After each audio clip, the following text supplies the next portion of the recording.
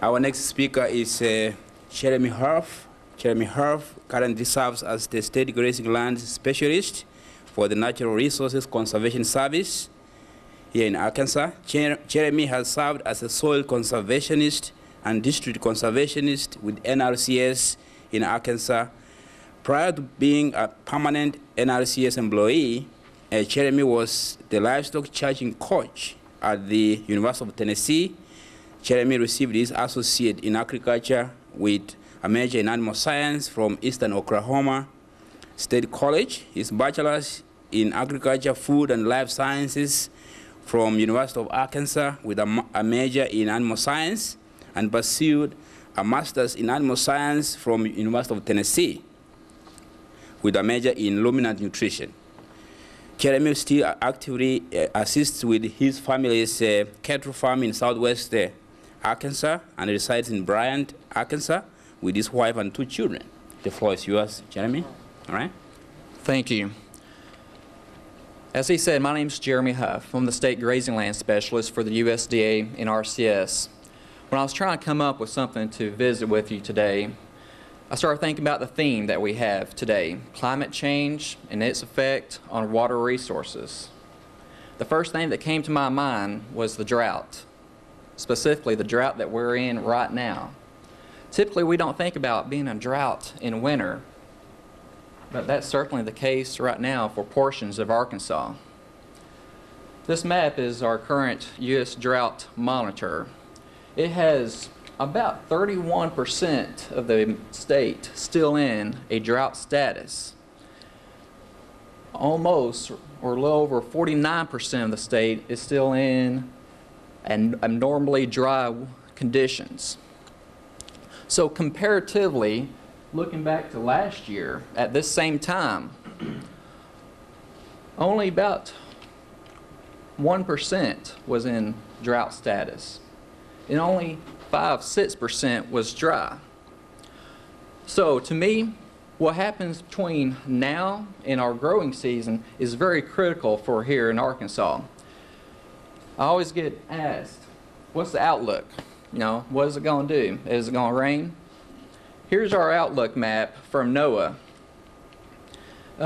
It has Arkansas, the central to the western portions of Arkansas, to still be in a drought, but having improvement. This map was just released, I guess, yesterday, February 21st. I look at this map on a weekly basis, and it has us typically still in a drought or improvement. So, with that said, we have a lot of changes to do here in Arkansas. We have a lot of things to think about for livestock producers. So I want to share with you 5 considerations that I would suggest, or I would share with you to take home and just consider. First, starting off, I think is probably one of the most important when you're thinking about drought. It's basically keeping a great or a good animal forage balance. That's really easy to say, but it's much harder to do. Most years, we have plenty of forage, let's face it. Our fescue stems are seeded out. They're 4 or 5 foot tall, 3 foot tall, and in the fall we have to go bush hog them down. We have plenty of forage. But last year it was different. Last year we had a combination of intense heat and dry weather all happen at the same time. What happened is we lost our forage. We had too many cattle. Overgrazing happened. And then we started getting into some trouble. We have tools available to help you with the animal forage balance to figure that out. One tool is a grazing stick that we promote.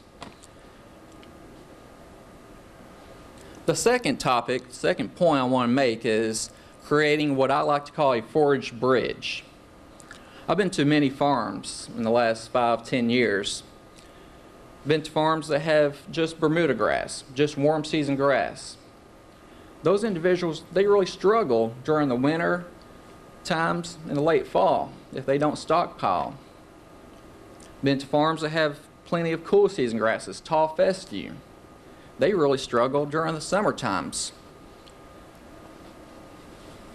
But what I've found is farms that have a combination of these, have pastures of Bermuda grass, have pastures of tall fescue, have different pastures of cool and warm season grasses, they're able to make it through better in a drought situation. They basically extend their grazing season for their livestock. We are very fortunate here in Arkansas to have the ability to grow several warm season and cool season grasses.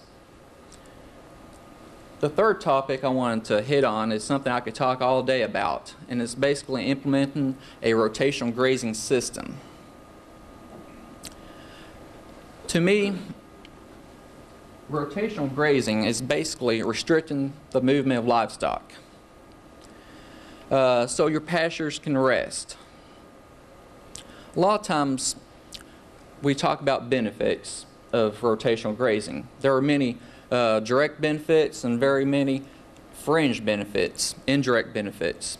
To me, the main one is it will improve your utilization, your efficiency of your forages. It will extend your grazing season and simply allow you to graze much longer. I tell people all the time, we can't avoid a drought, but we can implement things to help us through a drought, such as rotational grazing. Think about this. Right now, most of us right now, we're feeding hay. If you're like me, I'll try to ration out my hay supply as long as I can. I go take a bale, go feed it. I don't give them very much at all, just trying to ration that out. We put all of our hay in a hay barn. I thought one time, what would happen if all the cows were in the hay barn? You know, not one of us would consider doing that. Why? It's because simply they would destroy all of it. They'd go in, it would be gone within 1 or 2 weeks. That's why we ration out. But think about this. In our pastures, in the spring, summer, and sometimes even our fall, we open up our gates. We let our cattle have unlimited access to our pastures, wide open. Why don't we do the same like we do in the wintertime? Limit that through setting up grazing systems, such as this one. This is a pretty simple 4-paddock design grazing system.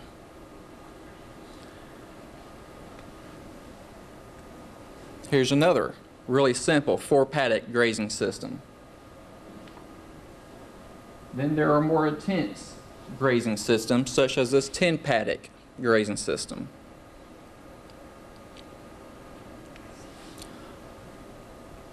One of the things that we know is when you start developing paddocks, smaller pastures, the one thing that happens is you're limiting your water resources. You need more water. So the fourth thing I want to hit on is alternative watering sources, systems. Some sources to consider is 1, a well, 2, a pond with a gravity flow system, and number 3 is a rural water. Here are some examples of alternative watering systems. This is a tire tank. It's very cheap. It's very easy to put in. They work really well here in Arkansas. This is a fiberglass tank. A lot of times you see these on a pressurized system. They work really great too. Here's a concrete tank. A lot of times you see these on the backside of a pond, such as this one. They work really well on a gravity flow system. Very functional. Works great. So I get asked often, what about water resources? What effect does it have on livestock performance?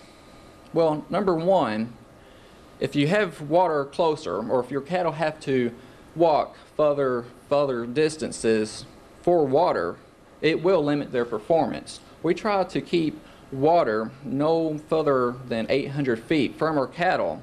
Ideally, they would be closer in a rotational grazing system. And number two, from a water quality standpoint, having an alternative watering system will make the opportunity to have cleaner water. Cleaner water will prevent diseases such as leptospirosis, causes really detrimental effects on the reproductive health of cattle, of livestock, and also things like foot rot. Providing these alternative watering systems, these tanks, these tire tanks, will build a foundation for simply having better livestock performance. Number 5, one thing I want to talk about is soil health. Think about soil. Soil is basically the foundation for everything. Without soil, we have nothing. I want to share with you a little project that I did. This is back at my family's place. This is a ryegrass pasture. It was strip grazed from October 15th to December 1st. We pulled the cattle off. About January 1st, after our snow that we had, I went out. I want to see the soil temperature. I want to see what it was like. 42 degrees. So I simply stepped right over the cross fence to a field that had been overgrazed. This is a tall fescue field. Been grazed down very short. Want to check out the soil temperature of it. 37.7. Within just a few minutes, I went a few hundred feet to a field that we use as a sacrifice field. We turn our cattle in here that we feed whenever we pull them off their ryegrass. If we want to feed hay here, we use this small area to basically abuse as our sacrifice field. Very, very good during the drought to have one of these fields. 35.4. There are a lot of things that affects soil temperature. Moisture. One is cover too.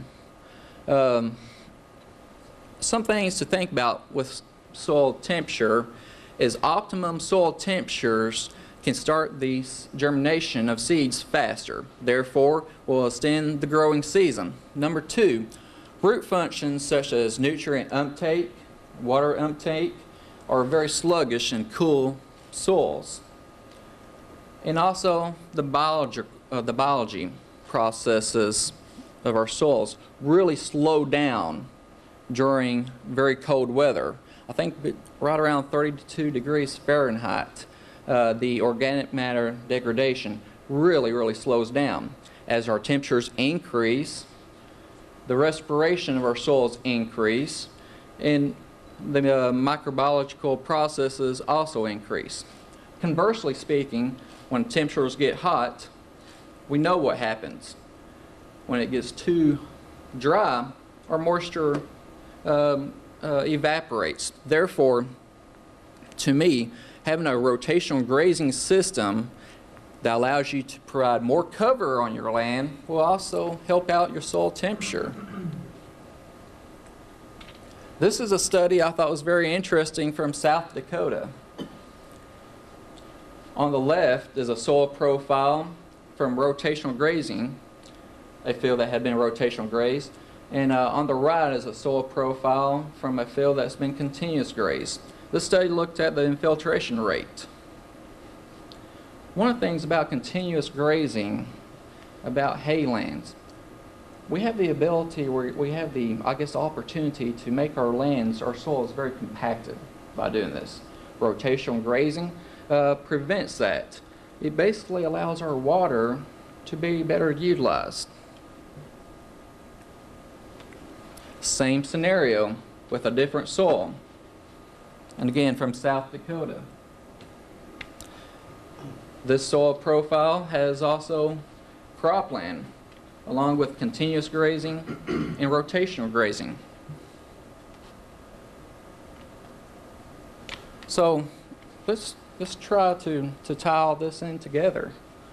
We know that the amount of forage on top of the roots, on top of the ground, is really related to the amount of mass roots that's on the bottom. Those roots need room to grow. They go toward moisture. So having more moisture deeper in the ground will simply allow our plants to be more drought adapted. We know that plants are more drought tolerant the deeper the roots are, such are native grasses. One of the things that I've talked about a lot is soil and water. To me, if you enhance your soil and if you enhance your water, you really build a great grazing system. Give you an example. Here we have a field that's been hit by pests, by drought, just about everything you can think of on the top left. One of the things we like to do is simply help people help the land. This is a field that we went back in, put annual ryegrass in. On the right is a field, or is a pond that's been really abused. The field right above it, there was significant erosion taking place. We put a concrete tank in. We can put a concrete tank in to allow water quality, livestock performance. Some of these things I've talked about today. One of the things I've always mentioned in my presentations is we have funds available to help you implement some of these great things I've talked about today.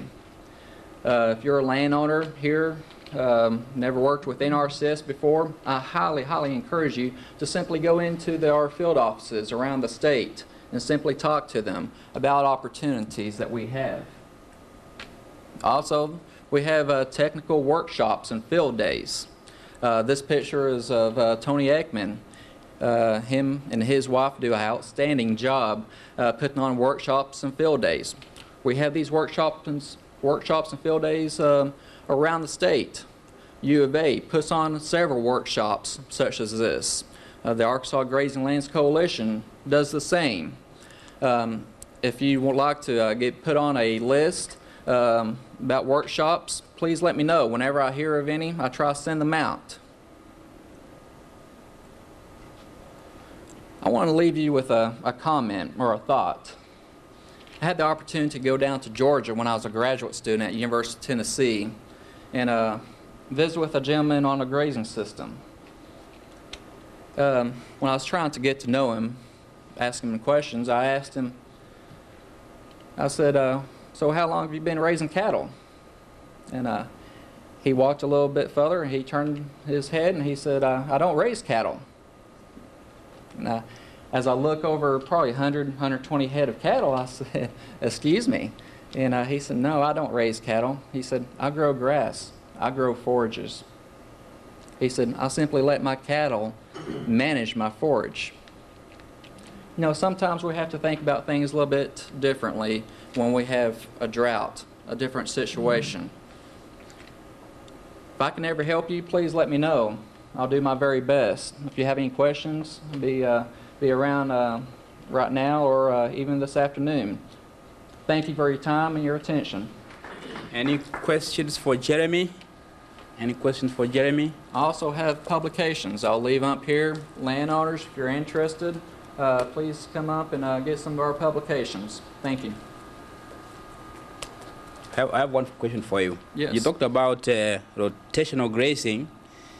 If somebody has, say, 20 acres and you have so many animals on it, how efficiently will the material be utilized if you divided that land into 4, 5, or 6? Can you say a little bit about that? Yeah, that's a great question. Research shows that continuous grazing, you'll get maybe 30% utilization. It ranges. By implementing a rotational grazing system, just like you asked, let's say 4 paddocks, depending on how you manage that, it could go up to 60%. Let's say if you want to get very intensive, if you want to rotate your cows on a daily basis, we have some people that rotate them on an hourly basis. All you do will increase the utilization rate, basically make you more efficient, and to me, you know, makes you more profitable. Great question. Thank you. I asked about efficiency because that's kind of in keeping with the theme of our workshop, this conference. And I think it is very prudent for us to use our resources wisely, right? If we can do some management changes to make a better use of the land we have, it's going to save us long term. Any more questions? Does the grass covering matter in the utilization also, or just the rotation versus continuing? Can you repeat that question? The grass cover. Yes, ma'am. What type of grass, does that play a factor in the land? Yes, ma'am. You know, cover is very important. The question was, does the grass cover play a role in the land? That's a great question. That my second point when I talked about having a forage bridge, having warm season grasses, cool season grasses. A lot of those farms during, let's say if you have a farm that has Bermuda grass, a lot of times in the fall and the winter, they have no cover. Something from a soil health standpoint, and you can relate it to water quality, when you're able to have green grass growing, it will only make your land better, it'll make you a better manager, and it will optimally make you more profitable. So from all aspects, having more cover, having a more diverse cover on your land will be better. Great question. Any more? Let me ask one more. I know in Arkansas we have two spells of within the year, in this July, August, right? Around that period, during the summer and the wintering time, when we use a lot of hay. Are there things we can do different that can replace the hay feeding? Is there something you can do different? Yes, yes. That's a great question. A lot of producers are asking that question right now with the drought. Are there different options? You know, typically in Arkansas, we cut hay in the summer, we bale it, feed in the winter. That is an option. There's options such as stockpiling tall fescue, stockpiling Bermuda grass in the fall. It allows us to graze longer in the fall with less hay being fed. That's one main option. I will really encourage you to do that. That picture I showed with our annual ryegrass, right now it's about 8 inches tall. So having a good combination of warm season and cool season grasses, if we wanted to, we could go and graze that cool season grass right now, and simply would prevent us from having to feed hay. So, you know, using our forage bases that we have right now, if we have Bermuda grass, consider stockpiling that to extend our growing season. Tall fescue is an excellent example. It simply just extends our growing season, allows us to graze more, and simply allows the producer to feed less hay. You know, cool season grasses, doing those strategies is something I would recommend.